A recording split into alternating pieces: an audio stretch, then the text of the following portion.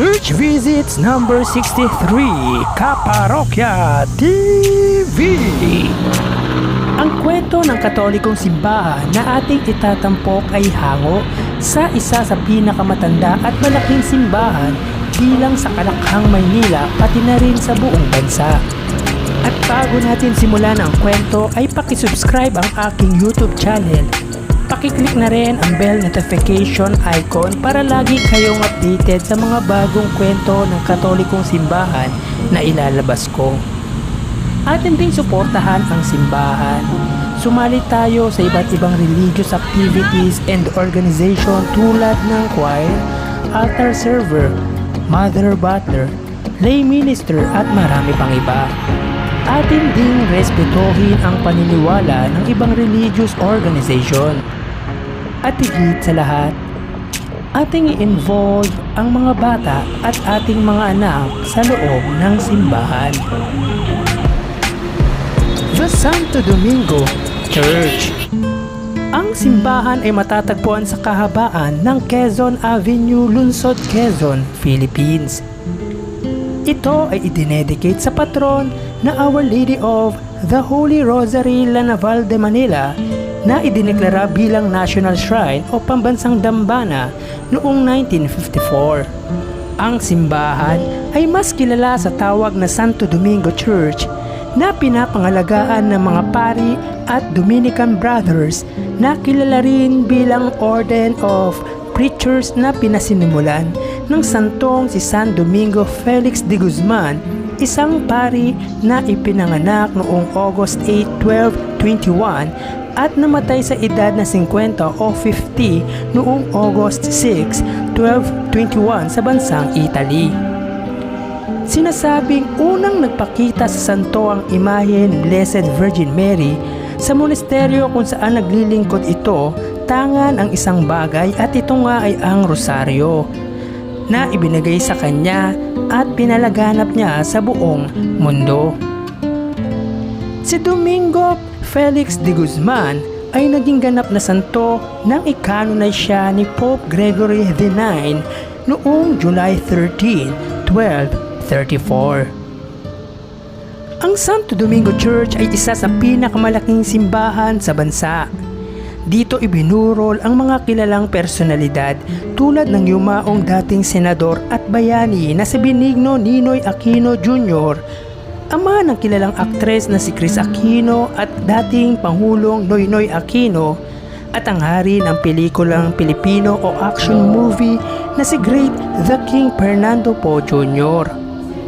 Matatandaang dito din ikinasal ang batikang broadcaster na si Corina Sanchez, asawa nitong dating senador na si Mar Rojas noong taong 2009.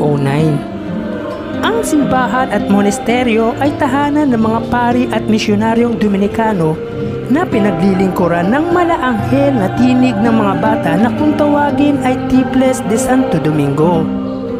At dahil sa hitik at malaking naiambag sa kasaysayan, ay idineklara ito bilang National Cultural Treasure ng National Museum of the Philippines noong October 4, 2012. Makikita sa simbahan ang tatlong altar na inalay sa mga santong si San Martin de Porres, Our Lady of the Holy Rosary La Naval de Manila at ang main altar na inalay sa founder na si Santo Domingo.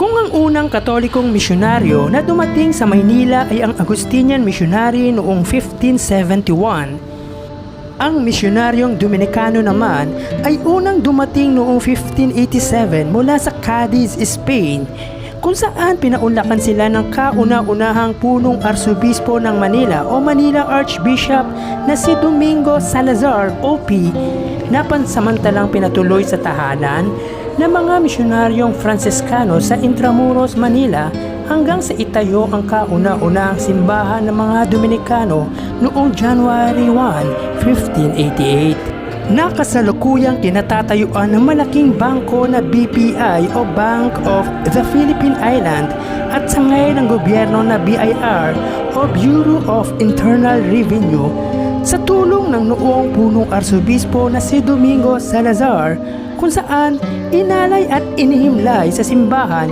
ang patron na Our Lady of the Holy Rosary na nagmula pa sa bansang Mexico. At dulot ng iba't ibang sakuna na di inaasahan tulad ng lindol at kaguluhan ay makailang beses nasira ang simbahan. Taong 1646, nang subukang sakupin ng Dutch ang bansa na kung tawagin ay Battle of La Naval de Manila at malaki ang naitulong ng Santo Rosario na siyang naging sandata ng mga Filipino naval soldiers sa pamamagitan ng panalangin at napagtagumpayan ng mga ito ang balak na pananakop ng mga dayuhan. Kung kaya't nakilala sa titulo ang patron sa Our Lady of the Holy Rosary, La Naval de Manila.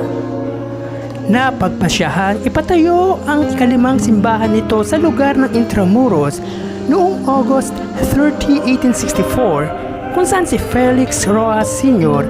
ang siyang naging arkitekto nito na tumagal hanggang dumating ang ikalawang digmaang pandaigdig. Sa kasamaang palad, ang naturang simbahan at ang katabing monasteryo ng mga Dominikano ang siyang unang naapektuhan at nasira dulot ng pambobomba ng mga sundalong Hapon noong December 21, 1941. At ilan lang sa pag-aari ng simbahan ang naisalba tulad ng alahas kasama ang patron na Our Lady of the Holy Rosary, La Naval de Manila. Napansamantalang inilipat at itinago sa simbahan ng pinakamatandang eskwelahan sa bansa na University of Santo Tomas or UST na Santissimo Rosario Church.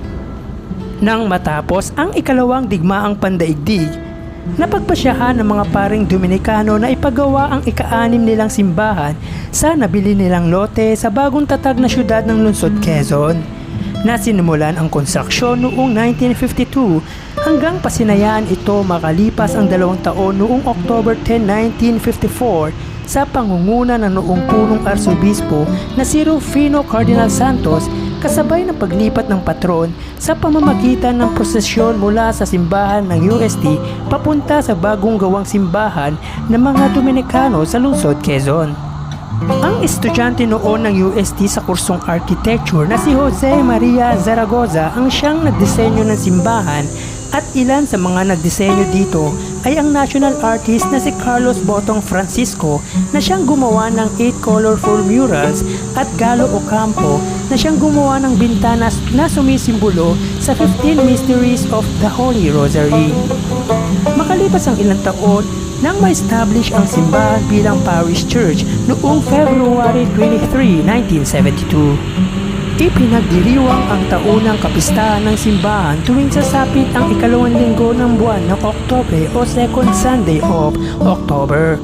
At ang kasalukuyang kura paroko o parish priest rector ay si Reverend Father Mandy Malijan, OP, at Roger Kirao, OP, sa ilalim ng pamamahala ng Roman Catholic Diocese of Cubao, headed by Bishop Honesto Ongchoco, Metropolitan Archbishop Jose Cardinal Advincula, at ang Santo Papa na si Pope Francis.